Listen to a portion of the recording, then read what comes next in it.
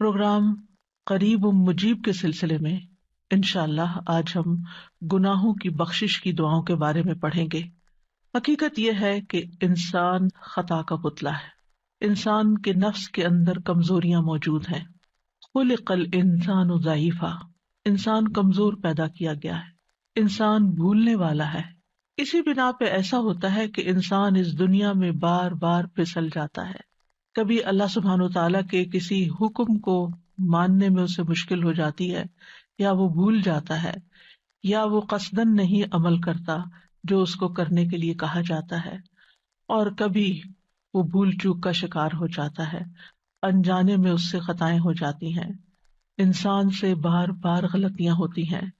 اگر انسان قصدن کوئی گناہ کرتا ہے اور گناہ پر قائم رہتا ہے تو ایسا شخص اللہ کی نگاہ میں سخت مجرم ہے۔ ایسا شخص قیامت کے دن اللہ کی پکڑ سے بچ نہیں سکے گا۔ ایک اور انسان ایسا ہوتا ہے کہ جس سے انسان ہونے کے ناطے غلطی ہو جاتی ہے، طبعی کمزوری کی بنا پر وہ پھسل جاتا ہے، لیکن غلطی کے بعد وہ فوراً متنبہ ہو جاتا ہے، ہوش میں آ جاتا ہے، اس کے اندر شرمندگی اور توبہ کا احساس پیدا ہو جاتا ہے، وہ اللہ تعالیٰ سے معافی مانگتا ہے اور آئندہ غلطی نہ کرنے کا عزم کر لیتا ہے۔ ایسا شخص غلطی کرنے کے باوجود اللہ تعالیٰ کے انعام کا مستحق ہو جاتا ہے۔ انسان اپنے آغاز سے ہی غلطیاں کرتا چلا آیا ہے۔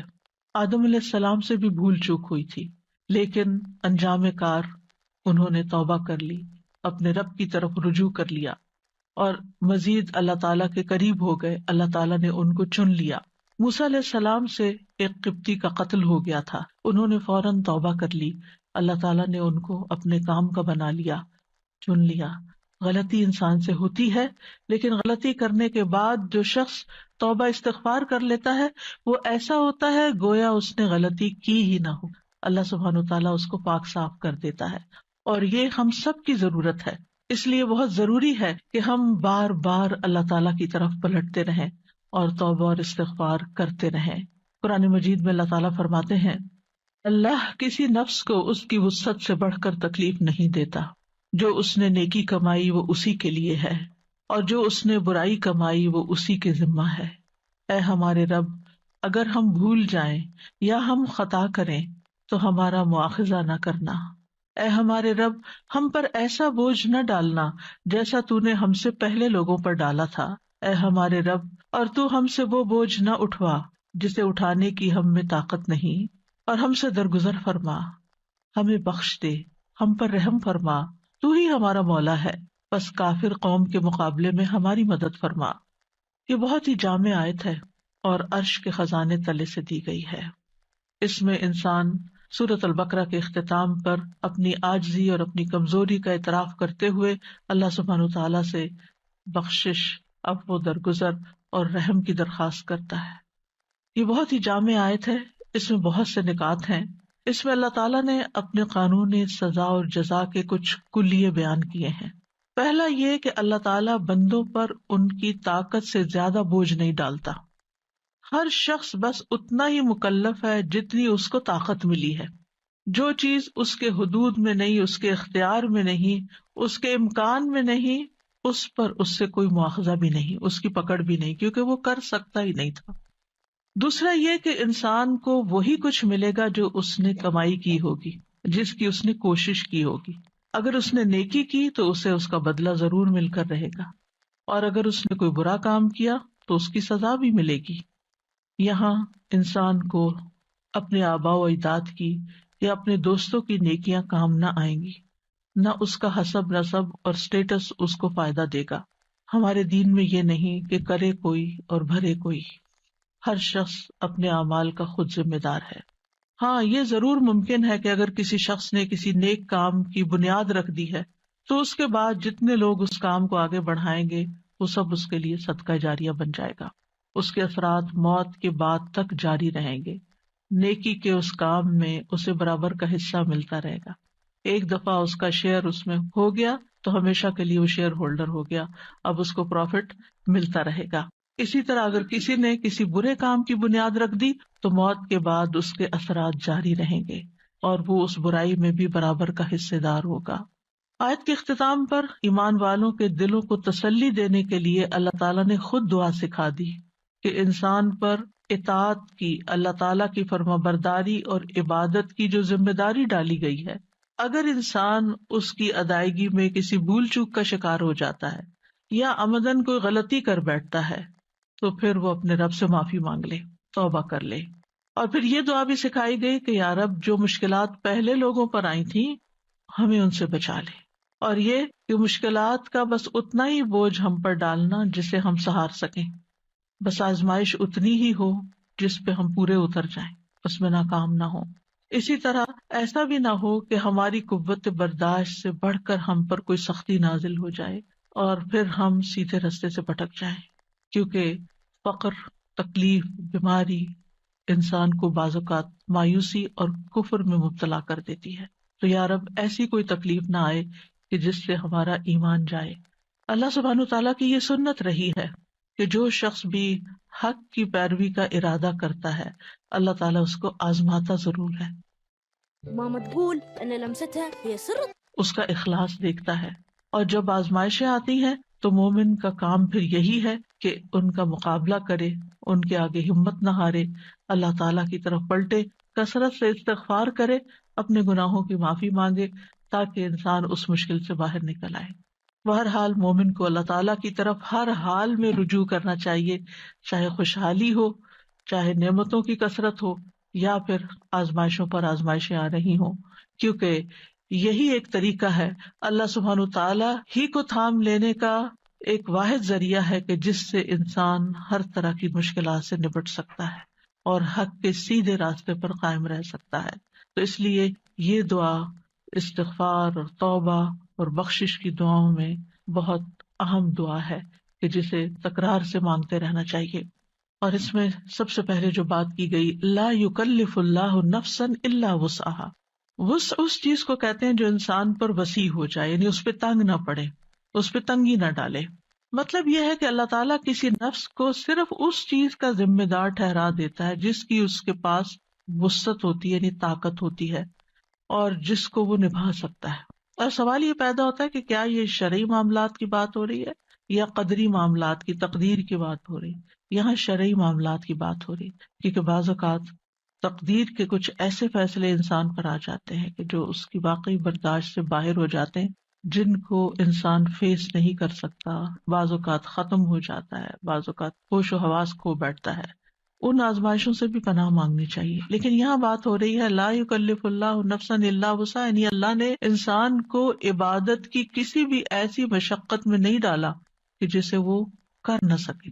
یعنی جو نمازیں ہم پر فرض کی گئی ہیں، روزے ہم پر فرض کیے گئے، یا حج ہم پر فرض کیا گیا، یا اسی طرح اور کچھ کام جن کاموں کا ہمیں حکم دیا گیا ہے، ان میں سے کوئی بھی کام ایسا نہیں کہ جو ہم کر نہ سکتے ہوں، اور پھر ان کے کرنے میں بھی بہت وسعت ہے، یعنی اس میں بھی انسان کو سہولت دی گئی ہے کہ اگر ایک طریقے پہ نہیں کر پا رہا تو وہ اس میں رخصت لے لے، اس میں اختصار بھی ہے، اس میں سہولت بھی ہے۔ نماز میں کھڑے نہیں ہو سکتے، بیٹھ جاؤ، بیٹھ نہیں سکتے لیٹ جاؤ، سجدہ نہیں کر سکتے اشارے سے سجدہ کر لو، وضو نہیں کر سکتے تیمم کر لو، اور اسی طرح کی بے شمار مثالیں ہیں کہ جس میں ہمیں بہت وسعت دی گئی ہے، بہت آسانی دی گئی ہے۔ تو یہ اللہ سبحانہ تعالیٰ کا ایک رحمت کا پہلو ہے کہ اللہ تعالیٰ ہمارے ساتھ آسانی چاہتا ہے، تنگی نہیں چاہتا۔ یرید اللہ بکم الیسر ولا یرید بکم العسر، اللہ تمہارے ساتھ آسانی کا ارادہ کرتا ہے، تنگی کا ارادہ نہیں رکھتا۔ انسان کے لیے یہ بھی ممکن تھا کہ وہ 5 سے زیادہ نمازیں پڑھے، اور بعض لوگ 5 سے زیادہ پڑھتے ہیں، اشراق پڑھتے ہیں، تہجد پڑھتے ہیں، اس کے علاوہ بھی نوافل ادا کرتے ہیں۔ انسان 1 مہینے سے زیادہ کے روزے رکھ سکتا ہے، جو کہ شوال کے روزے آج کل آپ رکھ رہے ہیں، تو آپ کو اندازہ ہے کہ ہاں واقعی رمضان کے پورے کرنے کے بعد 6 اور بھی رکھنے کو دل چاہتا ہے، اور محبت سے رکھتے ہیں، کوئی بوجھ سمجھ کے نہیں۔ اسی طرح حج کے ساتھ ساتھ عمرہ بھی کر سکتا ہے، اور 1 سے زیادہ حج بھی کر سکتا ہے۔ تو یہ جتنی بھی چیزیں ہیں عبادات میں سے، انسان جن کا مکلف قرار دیا گیا ہے وہ انسان کی وسعت سے باہر نہیں ہے، اور جہاں اس کی وسعت نہیں ہے وہاں اس پر وہ فرض بھی نہیں ہے۔ مال نہیں ہے تو زکوٰۃ بھی نہیں ہے، وسعت استطاعت نہیں ہے تو حج بھی نہیں ہے، اور اگر بیمار ہے تو روزہ بھی نہیں ہے، بڑھاپا ہے یا ایسی بیماری ہے کہ جو ٹھیک نہیں ہو سکتی تو اس کا بدلے میں فدیہ بھی بتا دیا گیا ہے۔ تو اللہ سبحانہ تعالیٰ کا یہ خاص فضل ہے کہ اس نے بندوں کو وہی احکامات دیے ہیں جن کے ادا کرنے کی ان کے اندر طاقت ہے، اور ان معاملات میں اللہ تعالیٰ نے کوئی تنگی اور حرج نہیں رکھا۔ قرآن مجید میں آتا ہے وَمَا جَعَلَ عَلَيْكُمْ فِي الدِّينِ مِنْ حَرَجٍ، اس نے دین میں تم پر کوئی تنگی نہیں رکھی بلکہ آسانی کا ارادہ کیا ہے۔ نبی صلی اللہ علیہ وسلم نے فرمایا میں یہودیت اور نصرانیت لے کر نہیں آیا، مجھے نرمی اور سہولت والی شریعت دے کر بھیجا گیا ہے، کیونکہ ان کو جو احکامات ملے ان میں ہماری شریعت کے مقابلے میں سختی تھی، اور کچھ انہوں نے اپنے اوپر مزید سختیاں اپنے مرضی سے جیسے رحمانیت ایجاد کر لی، کچھ اور اپنے لیے مشکلات ڈال لیں۔ اسی طرح ایک اور حدیث میں آتا ہے نبی صلی اللہ علیہ وسلم نے فرمایا بے شک دین آسان ہے، اور جو شخص دین میں سختی اختیار کرے گا تو دین اس پہ غالب آ جائے گا، یعنی اس کی سختی نہیں چل سکے گی۔ بس اپنے عمل میں پختگی اختیار کرو، اور جہاں تک ہو میانہ روی برتو، اور خوش ہو جاؤ، اور صبح اور شام اور دوپہر اور کسی قدر رات میں عبادت سے مدد حاصل کرو۔ یعنی یہ عبادات دراصل اس زندگی کا جو امتحان ہے اور جو ہماری مشکلات ہیں ان میں بھی آسانی پیدا کرنے کے لیے، یہ ہمیں راحت دینے کے لیے ہے، ہمارے اندر ایمان کی قوت بڑھانے کے لیے ہے، جس کے بعد ہم ہر طرح کی مشکلات کا بہتر طور پر مقابلہ کر سکتے ہیں۔ یہ عبادات ہمیں تکلیف میں مبتلا کرنے کے لیے نہیں ہے بلکہ ہماری زندگی میں آسانی پیدا کرنے کے لیے ہے۔ پھر فرمایا لہا ما کسبت وعلیہا ما اکتسبت، انسان ہی کو ملے گا جو اس نے کمائی کی، یعنی جس نفس نے جو کیا اس کو اس کا فائدہ پہنچ کر رہے گا، To be honest, یعنی نیک اعمال اور محنت مشقت جو بھی اس نے کی اس کا اجر و ثواب اسی کے لیے، اور پھر اسی کے ذمے ہے جو اس نے کمایا یعنی گناہ کمایا۔ اکتسبت، یہاں کسبت نیک اعمال کے لیے آیا اور اکتسبت برے اعمال کے لیے آیا ہے۔ اس کی وجہ کیا ہے؟ نیکی کرنے کے لیے کوئی بہت بڑی مشقت نہیں کرنی پڑتی، معمولی کوشش سے بھی انسان نیکی کر لیتا ہے، چھوٹی چھوٹی بے شمار آسان نیکیاں ہیں، کتاب بھی ہے چھوٹی سی آسان نیکیاں، تو اس میں بھی چھوٹے چھوٹے کام ایسے بتائے گئے ہیں جن کا بہت بڑا اجر اور ثواب ہے۔ اور اکتسبت، اکتساب میں تا زائد ہے، اس میں آپ دیکھیے کہ قاعدہ یہ ہے کہ جب کسی فعل کے اندر حروف زیادہ ہوتے ہیں تو معنی میں بھی شدت آ جاتی ہے۔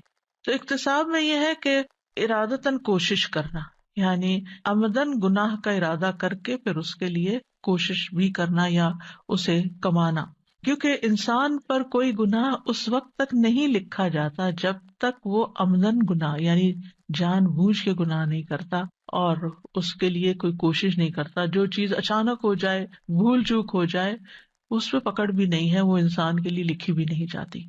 تو گویا گناہ کرنے کے لیے انسان اپنا ارادہ اور کوشش استعمال کرتا ہے، اور نیکی کرنے کے لیے اس کے مقابلے میں اس کو زیادہ محنت نہیں کرنی پڑتی۔ اور پھر یہ ہے کہ گناہ کا وبال گناہ کرنے والے پر ہوگا، لا تزر وازرۃ وزر اخرى ومن یکسب فانما یکسبہ علی نفسہ، جو شخص کوئی گناہ کماتا ہے وہ اپنی جان پر ہی کماتا ہے، یعنی اس کا بوجھ خود ہی اس کو اٹھانا ہوگا۔ وَأَن لَيْسَ لِلْإِنسَانِ إِلَّا مَا سَعَى، انسان کو وہی ملے گا جس کی اس نے کوشش کی، یعنی جو کوشش سے اور ارادتاً گناہ کیا وہی اس کے ذمہ آئے گا۔ اور نیکی کے بارے میں آتا ہے من جاء بالحسنۃ فلہ عشر امثالھا، جس نے ایک نیکی کی اس کے لیے 10 گناہ ہے، لیکن اس کے برعکس ومن جاء بالسیئۃ فلا یجزی الا مثلھا، برائی کی تو بس اتنا ہی بدلہ اس کو ملے گا، وہم لا یظلمون، کسی پر ظلم نہیں کیا جائے گا۔ پھر فرمایا ربنا لا تؤاخذنا ان نسینا او اخطانا، یہاں اللہ تعالیٰ کو رب کہہ کے پکارا گیا، ربوبیت کا وسیلہ دیا گیا، واسطہ دیا گیا۔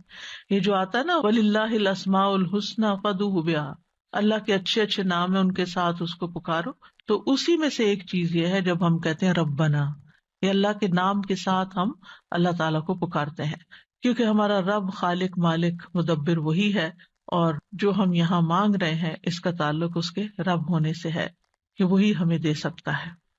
اور اکثر آپ دیکھیں گے قرآن مجید میں کہ دعا مانگنے کو اللہ تعالیٰ کی ربوبیت کے ساتھ ہی قرآن مجید میں خاص کیا گیا، اسی لیے قرآن مجید کی اکثر دعائیں بلکہ تقریباً سب دعائیں جو ہیں الا ماشاء اللہ وہ ربنا سے ہی شروع ہوتی ہیں۔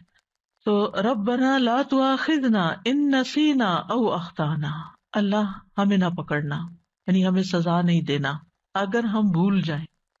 بھول کب ہوتی ہے؟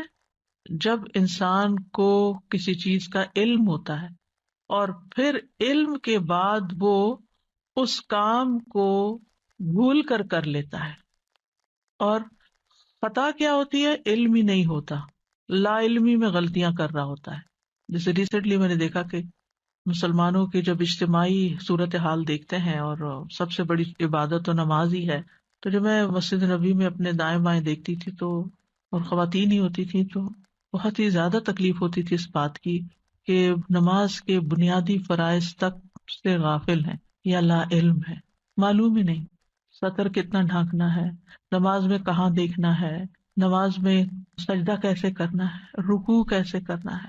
کیونکہ بہت سارے لوگ ہوتے ہیں نا، نظر پڑ جاتی ہے آگے، آپ کے آگے جو سب نظر پڑ جاتی ہے، کسی نے گردن اٹھائی ہوئی ہے، کسی نے جھکائی ہوئی ہے، بس ایسے ہی تھوڑا سا جھکا ہوا ہے کوئی، اور آپ کو معلوم ہے کہ اگر رکوع اور سجدہ صحیح نہ ہو تو نماز ہی نہیں ہوتی. لیکن بہت ہی دل تکلیف میں آ جاتا تھا کہ یا رب ان سب کو کون ایجوکیٹ کرے اور کون بتائے اور کس طرح ان کی تربیت کی جائے. بہرحال ہم سب پر لازم ہے خود بھی سیکھیں اور دوسروں کو بھی سکھائیں، اور جہاں جہاں تک ہم پہنچا سکیں پہنچائیں، اور کم از کم اپنے دائیں بائیں اور اپنے گھر میں اور اپنے بچوں کو تو صحیح نماز پڑھنا سکھا دیں. پھر اسی طرح سطر میں آپ دیکھیں کہ ہارڈلی کوئی ایسی خاتون ہوگی، خصوصاً پاکستانی ڈریس میں، کہ جس کے ٹخنے ڈھکے میں ہوں، اور ٹخنے تو کیا آدھی آدھی رکوع اور سجدے میں جاتے ہوئے پنڈلیاں بھی نظر آ جاتی. جب سطر ہی نہیں تو نماز کہاں سے ہوگی؟ دکھ کس بات کا ہوتا ہے کہ اتنا مال اور وقت اور جد و جہد خرچ کر کے آپ یہاں پہنچے ہیں اللہ کے گھر میں، اور کرنا کیا ہے وہ آتا ہی نہیں ہے. تو یہ نہیں آتا، کیوں نہیں آتا؟ اگر لا علمی کی بنا پر ہے تو یہ خطا ہے، پتہ نہیں ہے. اور اسی طرح پھر ارادتاً بھی کرنا، یعنی آپ کو کوئی بتاتا بھی ہے اور آپ سننے کو تیار نہیں ہوتے. بہت دفعہ ایسا بھی ہوتا ہے، وہ کہتے ہیں جیسے ہم کر رہے ہیں ایسے ہی ٹھیک ہے، بس یہی صحیح ہے. نسیان یعنی بھول چوک کہ دل کا ایک معلوم چیز سے غافل ہو جانا. معلوم تھا لیکن بھول گئے. مثلاً آپ نے اپنی چابیاں کہیں رکھی، آپ کو اس وقت معلوم تھا آپ کہاں رکھ رہے ہیں، لیکن بعد میں کیا ہوا؟ بھول گئے. آپ کہتے ہیں کہ میرا خیال ہے یہاں رکھی تھی، میرا خیال ہے یہاں رکھی تھی، اور بہرحال اندازے سے پھر آپ ڈھونڈ بھی لیتے ہیں. تو یہ بھول چوک ہوتی ہے کہ آپ نے خود ہی وہ چیز جانی ہوتی ہے، آپ کو معلوم ہوتا ہے آپ نے کی ہوتی ہے، لیکن آپ کے ذہن سے نکل جاتی ہے، بھول جاتے ہیں. اور خطا جو ہوتی ہے مخالفت کو کہتے ہیں، نافرمانی کے ارتکاب کو کہتے ہیں. لیکن خطا میں مخالفت کا ارادہ ضروری نہیں کہ جان بوجھ کے وہ ارادے سے کرے. اور اسی طرح کسی بھی حکم سے جاہل رہنا یہ بھی خطا میں شامل ہے. یہ بھی ایک غلطی ہے کہ انسان کوشش ہی نہ کرے اور جان بوجھ کے جاہل رہے. اور بہت سے لوگ تو جہالت اختیار کرتے ہیں، پریفر کرتے ہیں. کیوں؟ کہ اگر جان لیا تو کرنا پڑ جائے گا. تو کیا اللہ کو نہیں پتا کہ آپ کیوں لا علم رہنا چاہتے ہیں، کیوں جاہل رہنا چاہتے ہیں؟ بہرحال خطا اور نسیان میں تھوڑا سا فرق ہے. نسیان بھول چوک ہے اور خطا مخالفت ہے، غلطی ہے. اللہ سبحانہ وتعالیٰ نے اس امت پر رحمت اور احسان فرما کر اس سے یہ دونوں چیزیں معاف کی ہیں اگر وہ اس کی وسعت میں نہیں، یعنی وسعت سے باہر. مثلاً بھول گئے، اب ہمارے کنٹرول میں نہیں ہے وہ چیز کیا ہوئی. ہاں اگر بھول چوک کیئرلیسنس کا نتیجہ ہے تو پھر پکڑ ہو سکتی ہے. یعنی کچھ لوگ ہوتے ہیں نا کہ وہ بھول جاتے ہیں لیکن کیئرلیس نہیں ہوتے، انسانی کمزوری کے تحت بھولتے ہیں. اور کچھ لوگ اس کو یاد رکھنے کی کوشش ہی نہیں کرتے، نہ کہیں لکھتے ہیں، نہ کہیں اپنے کو ایسے سائنس بناتے ہیں کہ جس سے انہیں چیزیں یاد آ جائیں، نہ کسی کو کہتے ہیں کہ ان کو ریمائنڈر دے دیں، اگر میں بھول جاؤں تو تم مجھے یاد کرا. پرواہ ہی نہیں، وہ بھول گئے. یعنی بڑے سے بڑا وعدہ کر لیا، کام کر لیا، پھر کہا او ہم بھول گئے. وہ کیوں بھول گئے؟